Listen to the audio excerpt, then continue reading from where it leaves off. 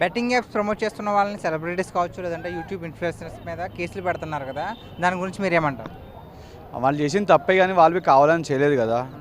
వాళ్ళు చేసిన అంటే వాళ్ళకు వేరే వాళ్ళు ఎఫెక్ట్ అవుతున్నారు, చనిపోతున్నారని తెలియదు కదా. చనిపోయిన చాలామంది బంద్ చేసారు మధ్యలో, తెలియగానే బంద్ చేశారు. ఎగ్జాంపుల్ ప్రకాష్ రాజ్ కూడా 2016 ఒకటేసారి చేసిండు, దాని తర్వాత తెలుసుకొని తను బంద్ చేసిండు కదా.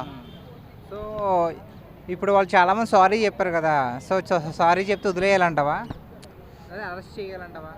అరెస్ట్ అయితే చేస్తే వాళ్ళ లైఫ్ స్పాయిల్ అవుతాయి కదా. అరెస్ట్ చేయకుండా వేరేది ఏమన్నా అంటే చేయకపోతే మరి ఇలాగే చేస్తారు కదా చాలామంది, అరెస్ట్ చేయకపోతే వెచ్చలవిడిగా చేస్తారు కదా. ఇంత రమైన వాళ్ళు ఏం చేస్తారా భయ, మళ్ళీ ఆపేస్తారు కదా.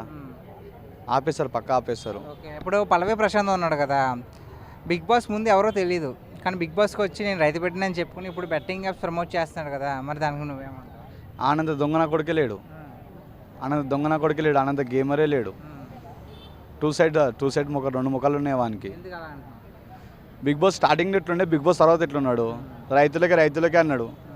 మళ్ళీ నాకు పైసలు రాలే అన్నాడు, అన్ని లెక్కలు మీకు చూపెట్టాలి అని ఏమేమో క్వశ్చన్స్ వేసిండు. వాడు వేస్ట్ వాడు. సో మరి శ్యామల ఉంది కదా, యాంకర్ శ్యామల, ఆవిడ మీద ఆవిడ కూడా కొన్ని చేసింది, దానికి ఏమంటారు?